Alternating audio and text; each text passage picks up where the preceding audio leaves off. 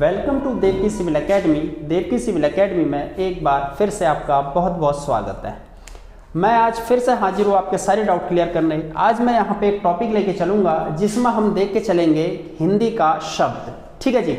आपने previous year के आप क्वेश्चन पेपर अगर उठा के देखेंगे तो 10 पेपर में से लगभग 6 में से 7 पेपर में आपको एक क्वेश्चन दिखेगा कि रूप के आधार पे शब्द कितने प्रकार के होते हैं, या फिर उत्पत्ति के आधार पे शब्द कितने प्रकार के होते हैं, या व्युत्पत्ति के आधार पे शब्द के कितने प्रकार होते हैं, या फिर अर्थ के आधार पे कितने प्रकार के होते हैं। ठीक है जी। तो यही सारे डाउट आज हम क्लियर करने वाले हैं इस वीडियो लेक्चर में, तो बने रहिए अंत तक। ठीक है। तो सबसे पहले बात करके चलते हैं कि भैया शब्द क्या होता है। ठीक है। सबसे पहले बात करके चलेंगे शब्द होता क्या है। ठीक है। जिसे हम इंग्लिश में वर्ड बोलते हैं या फिर शब्द बोलते हैं, ये होता क्या है।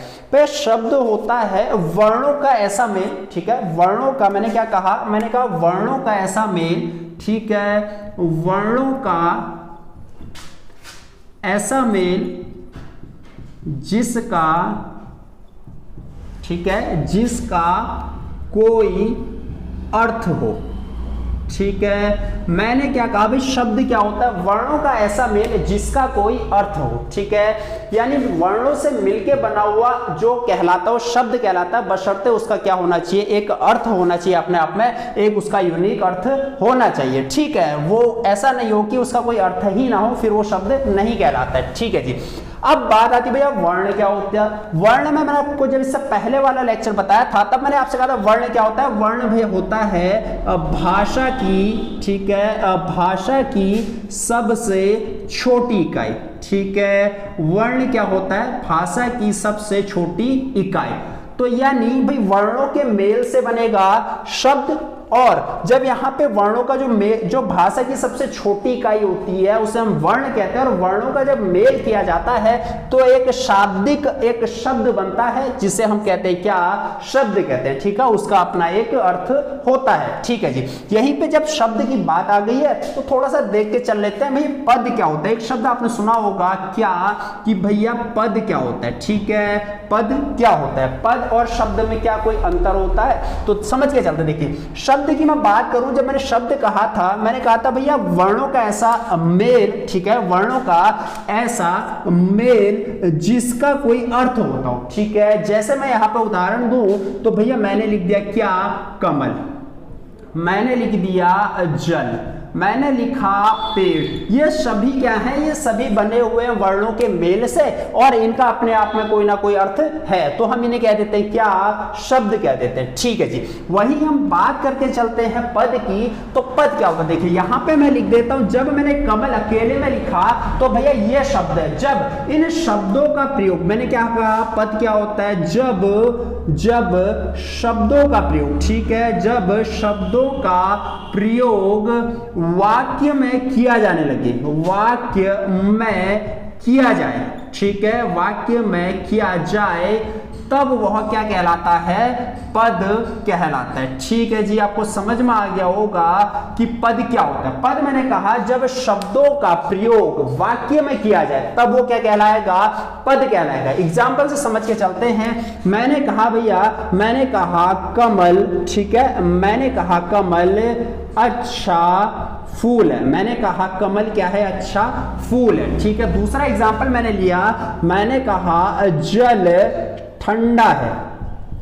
ठीक है। जल ठंडा या फिर शीतल है। तीसरा मैंने कहा पेड़ हरा है। ठीक है। अब समझ के चलिए, जब मैंने कहा कि भैया कमल, जब मैंने खाली कहा कमल तब वो एक शब्द था। ठीक है। जब मैंने आपसे कहा कमल वो क्या था, एक शब्द था। जब मैंने आपसे कहा जल वो भी एक शब्द था। जब मैंने आपसे कहा पेड़ वो भी एक शब्द था। लेकिन अब मैंने कह दिया भैया कमल अच्छा फूल है, तो यहाँ पे जो कमल है अब ये शब्द ना होके अब ये क्या हो जाएगा, अब ये पद हो जाएगा। ठीक है। वैसी जो जल यहाँ पे है अब ये शब्द ना होके ये पद हो जाएगा। अब जो यहाँ पे पेड़ है ये शब्द ना हो कि क्या हो जाएगा, पद हो जाएगा। क्यों हो जाएगा, क्योंकि मैंने कहा था भाई पद क्या होता है, जब शब्दों का प्रयोग वाक्य में किया जाने लगे तो हम उसे क्या कह देते हैं, पद कह देते हैं। तो भैया इतना तो आपको क्लियर हो गया होगा कि भैया शब्द हम कब कहेंगे और किसे कहेंगे, और पद हम किसे कहेंगे और कब कहेंगे। ठीक है जी, इतना आपके समझ में आ गया होगा।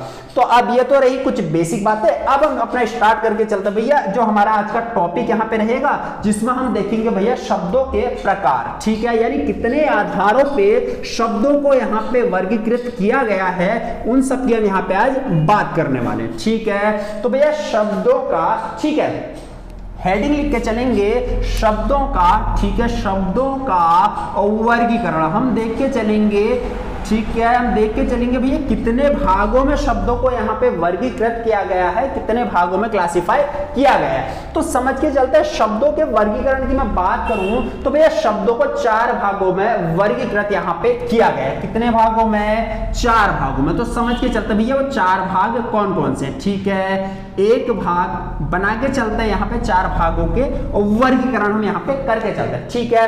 तो पहला जो भाग आ जाता है, ठीक है, 4 भागों में शब्दों का वर्गीकरण किया गया है। 4 में से पहला जो हमारे पास भाग आ जाता है वो आ जाता है भैया क्या? उत्पत्ति के आधार पे, ठीक है, उत्पत्ति के आधार पर, ठीक है। क्या होता है भी समझ के चलते हैं। पहला जो हमारे पास प्रकार आ जाता है वो आता है कौन सा? उत्पत्ति के आधार पे, ठीक है जी। दूसरा हमारे पास जो आ जाता है वो आ जाता है कौन सा? व्युत्पत्ति के आधार पे, ठीक है, व्युत्पत्ति, ठीक है, व्युत्पत्ति के आधार पर, ठीक है जी। पहला आता है उत्पत्ति, दूसरा आ जाता है व्युत्पत्ति, ठीक हो गया।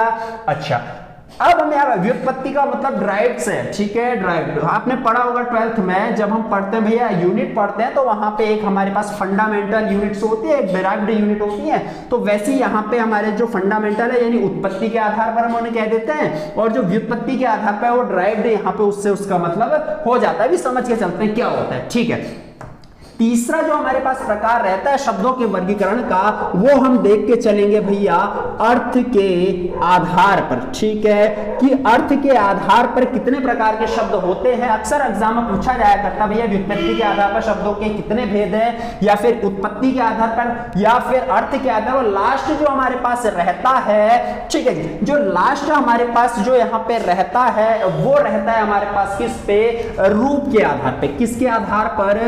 रूप के आधार पर, ठीक है, रूप के आधार पर हम यहां पे चौथा देख के चलेंगे, ठीक है जी। तो ये तो हमने कहा भैया शब्दों का वर्गीकरण 4 भागों में किया जाता है, जिसमें सबसे पहले हमने कहा उत्पत्ति के आधार पर हम देख के चलेंगे, फिर हमने कहा हम देख के चलेंगे व्युत्पत्ति के आधार पर, फिर हमने कहा अर्थ के आधार पर, चौथा हमने कहा रूप के आधार पर, ठीक है जी। अब समझ के चलता भैया उत्पत्ति के आधार पर शब्दों के कितने प्रकार होते हैं और वो कौन कौन से होते हैं, ठीक है भैया। बात करके चलते हैं उत्पत्ति के आधार पे। तो उत्पत्ति के आधार पे जो हमारा शब्द होता है वो होते भैया 4 प्रकार के। कितने प्रकार के? 4 प्रकार के। कहीं कहीं पे इसे 5 प्रकार भी लिखा जाता है। समझ के चलते हैं कैसे। तो 4 प्रकार की मैं बात करूं, इसमें सबसे पहला जो हमारे पास प्रकार आ जाता है वो आता है भैया कौन सा? तत्सम शब्द, ठीक हो गया। पहला आ जाता है हमारे पास तत्सम शब्द। दूसरे में शब्द की बात करूं, दूसरा आता है तद्भव शब्द, ठीक है। पहला तत्सम देखने के लिए मिलता है, दूसरा तद्भव में देखने के लिए मिल जाता है, तीसरा हमें मिलता है कौन सा? देशज शब्द। कौन सा? देशज शब्द। चौथा हमें देखने के लिए मिलता है विदेशज शब्द। कौन सा?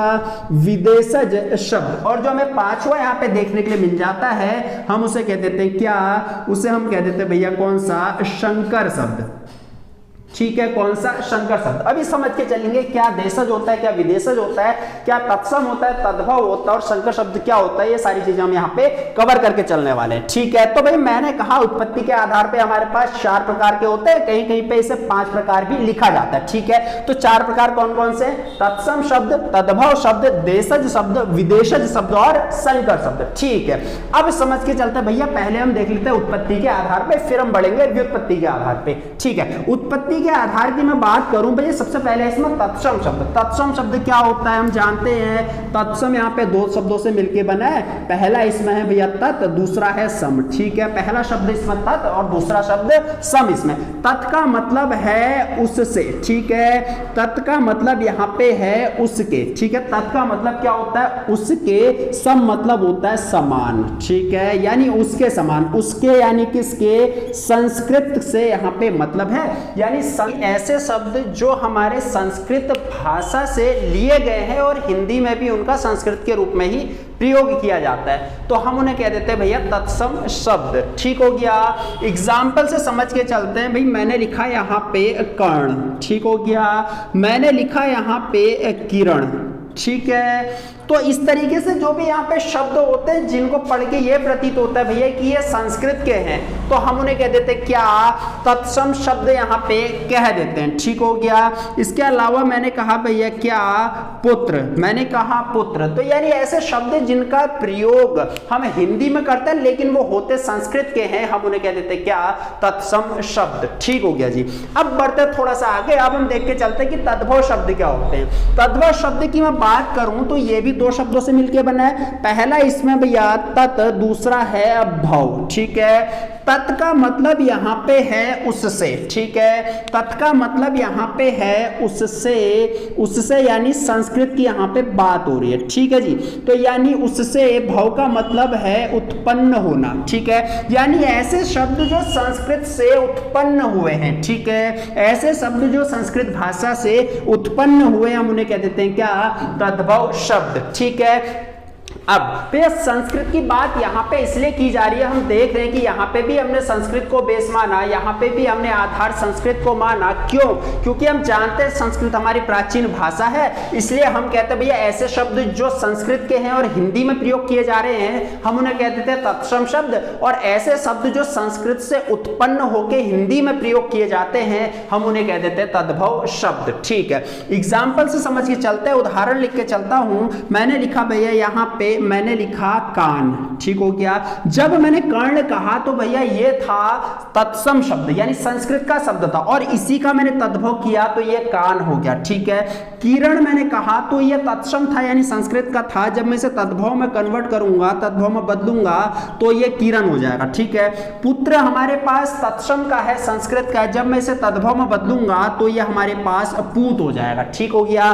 तो भैया ये होता है हमारे पास क्या, तत्सम और तद्भव शब्द। इतना आपको समझ में आ गया होगा। ठीक है। कैसे इनका यहाँ पे परिवर्तन होता है, किस तरीके से हम तत्सम शब्दों को तद्भव में या फिर तद्भव से तत्सम में बदलते हैं, ये ऑनलाइन बता पाना संभव नहीं है, क्योंकि इनकी बहुत सारी यहाँ पे शर्तें होती है, बहुत सारी कंडीशंस होती हैं, बहुत सारे हमारे पास नियम इनके लिए होते हैं, तो वो सब यहाँ पे ऑनलाइन पे संभव नहीं है। लेकिन छोटी छोटी चीजें जो एग्जाम में आया करती हैं वो सारी चीजें मैं यहाँ पे क्लियर कराते चल रहा हूँ। ठीक है। अब आता है भैया देशज शब्द। देशज शब्द क्या होता है? देशज शब्द की मैं बात करूं तो नाम से ही पता चल रहा है, दो शब्द में है इसमें भी। पहला इसमें शब्द है भैया देश, दूसरा शब्द है इसमें जो।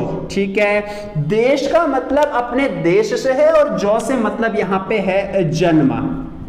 ठीक है। देश का मतलब देश से है और जो का मतलब यहां जन्मे से है। ठीक है। यानी ऐसे शब्द जो हमारे देश से ही जन्मे हैं, ठीक है, या फिर यूं कहूं ऐसे शब्द जो हमारे देश में ही जन्मे हैं, जिनका आधार हमारा देश ही है, हम उन्हें कह देते क्या, देशज शब्द हम उन्हें कह देते हैं। ठीक है। जैसे मैंने कहा भैया लोटा। ठीक है। जैसे मैंने कहा भाई यहां पे लोटा, तो ये क्या हो जाएगा, देशज शब्द हो जाएगा। ठीक है। ये क्या हो जाएगा, हमारे पास देशज शब्द हो जाएगा। मैंने कहा भाई पेड़, ये क्या हो जाएगा, हमारे पास देशज शब्द हो जाएगा। मैंने कहा भाई नदी, ये क्या है, हमारे पास सभी देशज शब्द हो जाएंगे। ठीक है। बात करके चलते भाई विदेश शब्द, यानी ऐसे शब्द, यहां पे देखिए दो शब्दों से ये भी मिलके बना है। पहला इसमें भैया विदेश, दूसरा है जो, यानी ऐसे शब्द जो विदेश से जन्मे हुए हैं, यानी जिनको कहां से लिया गया है, हमारे भारत से न लेके दूसरे देशों से लिया गया, हम उन्हें कहते थे क्या, विदेशज शब्द हम उन्हें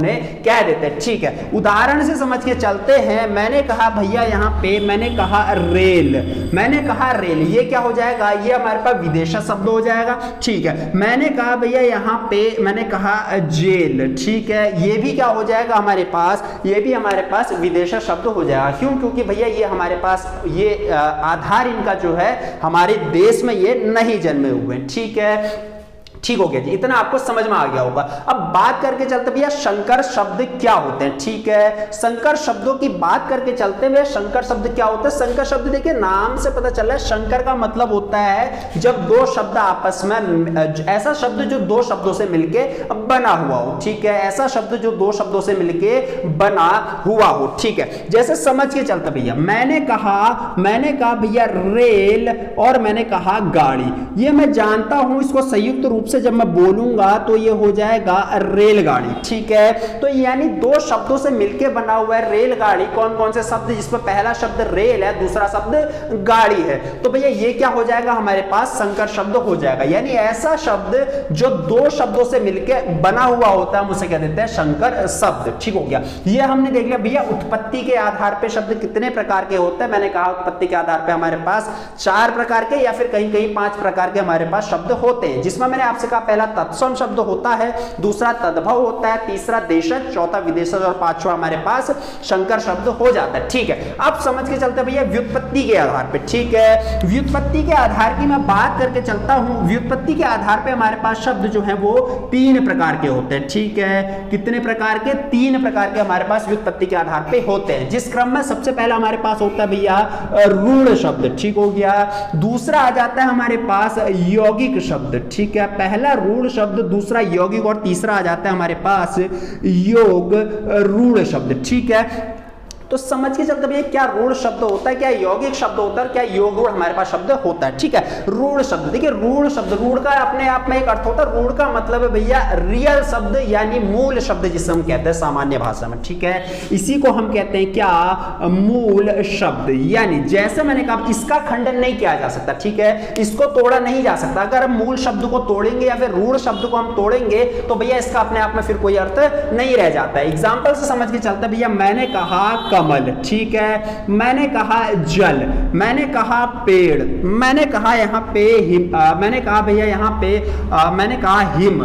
तो ये क्या है? हम जानते हैं सब मूल शब्द हैं। ठीक है, इनका अपने आप में कुछ अर्थ है। अगर मैं इसको यहाँ पे तोड़ने की कोशिश करूंगा तो फिर ये सार्थक नहीं रह जाते हैं। ठीक है, जैसे कमल को मैं यहाँ पे कौधन इस तरीके से कौधन मल नहीं लिख सकता, जल को मैं जौधन लौ नहीं लिख सकता हूँ, पेड़ को मैं पौधन इस तरीके से नहीं लिख सकता। क्यों? क्योंकि ये रूढ़ शब्द है, ये मूल शब्द है। अगर मैं इनको तोड़ने की कोशिश करूंगा तो फिर ये हमारे पास सार्थक शब्द नहीं रह जाएंगे, फिर इनका कोई अर्थ नहीं रह जाएगा। ठीक है, ये तो हो गया भैया रूढ़ शब्द। अब हम देख के चलते हैं दूसरा क्या होता है? यौगिक शब्द। ठीक है, यौगिक शब्द की बात करके चलते हैं। यौगिक का मतलब हम जानते हैं क्या होता है भैया? दो शब्दों से ये भी मिलके बना हुआ होता है। ठीक है, यौगिक शब्द क्या होता है? दो शब्दों से मिलके बना हुआ होता है। ठीक है, अब दो शब्दों से मिलके बना होता है, एग्जाम्पल से समझ के चलते हैं। ठीक है, जैसे मैंने लिखा भैया यहाँ पे क्या, मैंने लिखा विद्यालय, मैंने क्या लिखा? विद्यालय। ठीक है, मैंने लिखा भैया हिमालय। तो ये आप देख रहे होंगे विद्यालय में विद्याधन आलय है, हिमालय में हिमधन आलय, इस तरीके से दो शब्दों से मिलकर बना हुआ है। ठीक है, जहां पे दो शब्दों से मिलके बने होते हैं तो ऐसा शब्द क्या कहलाता है हमारे पास? यौगिक शब्द कहलाता है। ठीक हो गया, ये शब्द क्या कहलाता है हमारे पास? यौगिक शब्द कहलाता है। ठीक है, तीसरा प्रकार हम देख के चलते हैं यहाँ पे, योग रूढ़ का देख के चलते हैं। योग रूढ़, ठीक है, योग रूढ़ भी यहाँ पे ध्यान रखिएगा, योग रूढ़ भी हमारे पास दो शब्दों से मिलके बने हुए होते हैं। योग रूढ़ की मैं बात करूं, ये भी हमारे पास दो शब्दों से मिलके बने हुए होते हैं, और इसमें जो संयुक्त रूप से जो योग रूढ़ होगा ये करता है भैया किसी तीसरे पर्सन की ओर इंडिकेशन ये करता है। ठीक है, समझ के चलते हैं। मैंने कहा भैया लंबोदर। ठीक है, मैंने कहा लंबोदर। अब इसका जब मैं यहाँ पे दो भागों में मैं देख के चलूंगा कि भैया इसमें दो शब्द कौन कौन से हैं, तो इसमें भैया पहला शब्द है इसमें लंब और दूसरा शब्द है उदर। ठीक है, तो इन दो शब्दों से मिलकर बना है लंबोदर, और हम जानते हैं भैया इसका संयुक्त रूप से जब मैं बात करूंगा ये किसका अर्थ किसकी ओर प्रकट कर रहा है? ये कर रहा है भैया यहाँ पे गणेश की ओर ये अपना अर्थ प्रकट कर रहा है। ठीक है, अब क्योंकि हम जानते हैं भैया इसका अर्थ क्या होता है, गणेश को ही हम लंबोदर बोला करते हैं। ठीक है, मैंने कहा भैया दूसरा शब्द वीणा वाणी। मैंने कहा वीणा वाणी, मैंने एक शब्द कहा, हम जानते भैया दो शब्दों से मिलकर बना है, पहला शब्द इसमें वीणा है और दूसरा शब्द इसमें वाणी है। ठीक है, तो भैया वीणा वाणी संयुक्त रूप से जब कहलाएगा हम इसे कहेंगे योग रूढ़ शब्द, लेकिन ये करता भैया तीसरे की ओर इंडिकेशन करता है, जिसका मतलब होता है क्या? जिसका मतलब होता भैया सरस्वती। क्यों? क्योंकि भैया सरस्वती क्या करती है? वीणा धारण करे हुए विराजमान होती है, इसलिए हम कह देते हैं वीणावाणी, जो किसका पर्यायवाची है? सरस्वती का पर्यायवाची शब्द है। ठीक हो गया जी। ये हमने देखा व्युत्पत्ति के आधार पे। पहले हमने देखा उत्पत्ति के आधार पे 4 प्रकार के थे और उसमें एक संकर मिला के हमने 5 प्रकार के कहा था, तत्सम, तद्भव, विदेशज, देशज और संकर शब्द। फिर हमने कहा व्युत्पत्ति के आधार पे 3 प्रकार के हैं, रूढ़ शब्द, यौगिक शब्द और योग रूढ़ शब्द। ठीक है, अब देख के चलते भैया अर्थ के आधार पे। अर्थ के आधार पे अक्सर पूछा जाया करता है कि कितने प्रकार के होते हैं, तो यहाँ पे मैं क्लियर कर देता हूँ भैया। अर्थ के आधार पे जो हमारे शब्द होते हैं वो होते हैं भाई 7 प्रकार के। कितने प्रकार के? 7 प्रकार के अर्थ के आधार पे होते हैं। समझ के चलते हैं कौन कौन से। ठीक है भाई, 7 प्रकार के हमारे पास क्या होते हैं? अर्थ के आधार पे शब्द होते हैं। तो पहला इसमें जो आ जाता है वो आ जाता है भैया हमारे पास वाचक शब्द। कौन सा? वाचक शब्द। ठीक हो गया। दूसरा हमारे पास इसमें देखने के लिए मिल जाता है, वो मिलता है भैया लक्षण शब्द। ठीक है, दूसरा मिलता है लक्षण शब्द। तीसरा हमें मिलता है इसमें व्यंजन शब्द। ठीक हो गया। चौथा हमें मिलता है इसमें पर्यायवाची शब्द। पांचवा हमें देखने के लिए मिलता है इसमें विलोम शब्द। छठा हमें इसमें देखने के लिए मिलता है इसमें समानार्थी शब्द। ठीक है, समानार्थी शब्द। और सातवां हमें देखने के लिए मिलता है क्या? अनेकार्थी शब्द, या फिर हम यूं कहें एकार्थी शब्द। ठीक है, एकार्थी। ठीक है, ये हमारे पास क्या रहते हैं? समानार्थी और पर्यायवाची एक ही शब्द है। समानार्थी हमें जो यहाँ पे देखने के लिए मिलता है विलोम शब्द, और एकार्थी और अनेकार्थी। ठीक है, एकार्थी और अनेकार्थी हमारे पास ये शब्द देखने के लिए मिल जाते हैं। तो भैया ये हमारे पास 7 प्रकार हो जाते हैं किसके? अर्थ के आधार पे। ठीक है जी। अब मैं बात करके चलता हूं वाचक शब्द क्या होते हैं। वाचक शब्द क्या होते हैं? ऐसे शब्द जो भैया जब किसी वाक्य में प्रयोग होते हैं तो अपने मूल शब्द की ओर वो क्या करते हैं? अर्थ प्रकट करते हैं। मैंने क्या कहा? ऐसे शब्द जो वाक्य में प्रयोग होने पर अपने मूल शब्द का अर्थ प्रकट करते हैं। मैंने कहा भैया गधा चर रहा है। मैंने क्या कहा? मैंने एक एग्जाम्पल से समझ के चलते भैया, मैंने कहा गधा चर रहा है। ठीक है, मैंने कहा गधा चर रहा है। समझ के चलते गधा इसमें यहाँ पे शब्द है, ये भैया मूल अपने जो शब्द है उसके अर्थ की ओर प्रकट कर रहा है, क्योंकि गधे का मतलब यहाँ पे गधे से है। ठीक है, गधे का मतलब यहाँ पे गधे से है। ठीक है, लक्षण शब्द। लक्षण शब्द की बात करूं यानी ऐसा शब्द जो क्या होते हैं भैया, जो वाक्य में प्रयोग होते हैं लेकिन वो क्या करते हैं भैया अपने मूल अर्थ का जो है वहां प्रकट नहीं करते। समझ के चलते वो किसी और का अर्थ प्रकट करते हैं। समझ के चलते मैंने कहा भाई, मैंने कहा राम गधा है। ठीक है, राम गधा। अब समझ, यहाँ पे गधे का मतलब गधे से नहीं है। यहाँ पे शब्द जो यहाँ पे गधा शब्द प्रयोग हो रखा है वो राम के लिए, यानी राम गधे के समान है। इस तरीके से यहाँ पे जो शब्द है वो क्या हो रहा है? वो यहाँ पे भैया अपना मूल अर्थ जो है वो प्रकट नहीं कर रहा है, वो किसी और के लिए प्रयोग किया जा रहा है। तो हम उसे कह देते हैं लक्षण शब्द, हम उसे यहाँ पे कह देते हैं। ठीक है, व्यंजन शब्द क्या होता है फिर, या फिर इसी को हम बोलते हैं व्यंजक शब्द। तो व्यंजक शब्द क्या होता है भैया? व्यंजक शब्द ऐसा शब्द जो क्या होता है दो अर्थ, दो या दो से ज्यादा अर्थ प्रकट करता है। किसी वाक्य में प्रयोग होने पर 2 या 2 से ज्यादा अर्थ प्रकट करता है। ठीक है, समझ के चलते हैं।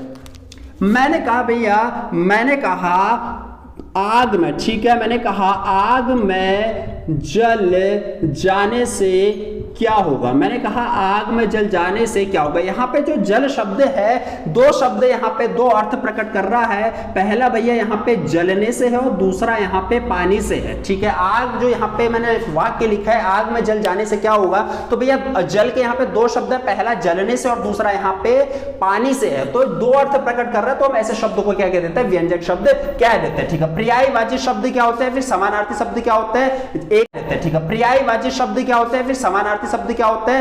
एक ही अर्थ वाले शब्दों को हम क्या कह देते हैं? पर्यायवाची शब्द कह देते हैं। ये हमने पढ़ रखे हैं, बड़े अच्छे से हम जानते भी हैं इनको। ठीक है, एक ही अर्थ वाले जो शब्द होते हैं उनको हम क्या कह देते हैं? पर्यायवाची शब्द कह देते हैं। जैसे धरती को हम क्या बोलते हैं? यहाँ पे वसुंधरा भी बोलते हैं, पृथ्वी भी बोलते हैं। ये सभी क्या हो जाते हैं भैया? यहाँ पे पर्यायवाची शब्द हो जाते हैं। ठीक है, अगला विलोम शब्द, उल्टा शब्द, एक दूसरे का विपरीत शब्द, जिसे विपरीतार्थक शब्द भी इन्हें कहा जाता है। जैसे मैंने कहा दिन का रात, सुबह का शाम। ठीक हो गया, गर्म का ठंडा, शीत का गर्म। इस तरीके से जो भी शब्द होते हैं हमारे पास विलोम शब्द वो कहलाते हैं। ठीक है, अनेकार्थी शब्द भैया एक ही अर्थ, अनेक मतलब एक शब्द के जब अनेक अर्थ हमारे पास होते हैं तो हम उन्हें कहते हैं अनेकार्थी शब्द। जैसे मैंने कहा भैया बाल, बाल का मतलब यहाँ पे केस से है, बाल का मतलब बालक से है, तो अनेक अर्थ यहाँ पे निकल रहे बाल के। तो इस तरीके से हमारे पास शब्द क्या आता है? अनेकार्थी शब्द। अगला है एकार्थी शब्द। एकार्थी शब्द क्या होता है? जिसका एक ही शब्द होता है, जिसका क्या होता है? एक ही शब्द होता है, उसे कहते हैं एकार्थी शब्द। मैंने कहा जल, मैंने कहा कमल, तो इनका एक ही अर्थ होता है, तो ये सब क्या कहलाता है? हमारे पास एकार्थी शब्द कहलाते हैं। ठीक है, लास्ट हमें देखने के लिए मिल जाता है, वो मिलता भी है रूप के आधार पे। रूप के आधार पे हमारे पास जो शब्द होते हैं वो दो प्रकार के होते हैं, ठीक है।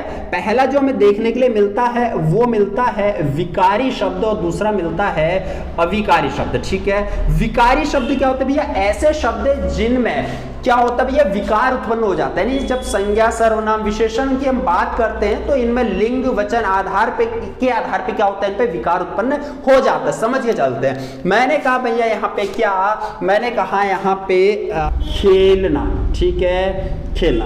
अब एक चीज समझना, जब मैं कहूंगा भैया मोहन खेलता है, ठीक है, मैंने क्या कहा? मोहन खेलता है, तो यहाँ पे आ जाएगा क्या? खेलता। लेकिन मैं ये कहूंगा सीता खेलती है, तो यहाँ पे फिर उसका क्या हो जाएगा?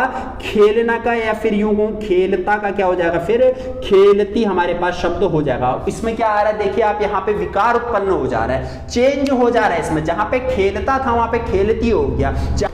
तो यहाँ पे क्या हो रहा है? यहाँ पे जो शब्द है उनमें विकार उत्पन्न हो जा रहा है, चाहे वो लिंग के आधार पे हो, चाहे वो फिर हमारा वचन के आधार पे हो। तो इस तरीके से जब विकार उत्पन्न होता है तो हम उन्हें कह देते हैं विकारी शब्द। वही मैं बात करूंगी अविकारी शब्द की, मैं बात करके चलूँ, यानी ऐसे शब्द जिनके उच्चारण में या फिर जिनके वाक्य में प्रयोग किए जाने पर इन पे किसी भी प्रकार का विकार उत्पन्न नहीं होगा, यानी इसमें कोई बदलाव देखने के लिए नहीं मिलेगा। जैसे मैं एग्जाम्पल से समझ के चलता हूं, जैसे मैंने लिखा भैया क्या? तेज। मैंने लिखा अब बहुत, ठीक है। अब समझ के चलते, देखिए मैंने कहा राम तेज दौड़ता है, तो ये मैंने जब पुल्लिंग के लिए यूज किया, प्रयोग किया, तो तेज ही रहा। मैंने कहा सीता तेज दौड़ती है, वे तेज दौड़ते। जब किसी भी लिंग बहुवचन किसी भी तरीके से मैं बदलाव करूंगा तो इसमें तेज का शब्द तेज ही रहेगा, इसमें यहाँ पे कोई भी यहाँ पे चेंजेस नहीं होगा। वैसे बहुत की मैं बात करूं, मैंने कहा राम बहुत पढ़ता है, या सीता बहुत पढ़ती है, या वे बहुत पढ़ते हैं, या वह बहुत पढ़ता है, इस प्रकार इसमें कोई भी बदलाव देखने के लिए नहीं मिलेगा, तो हम इसे कह देते हैं क्या? अविकारी शब्द, ठीक है। तो यह था हमारा आज का लेक्चर, जिसमें हमने यहाँ पे शब्दों के प्रकार देखे, शब्दों का वर्गीकरण देखा, पद क्या होता है इस चीज को समझा। तो ये वीडियो आपको आई होप पसंद आया होगा। अगर ये वीडियो आपको पसंद आया तो इस वीडियो को लाइक कीजिएगा, शेयर कीजिएगा। अगर अभी तक आपने हमारे चैनल को सब्सक्राइब नहीं किया तो चैनल को जरूर सब्सक्राइब कीजिएगा। मिलते हैं आपसे अगली वीडियो में एक नए टॉपिक के साथ, तब तक के लिए थैंक यू।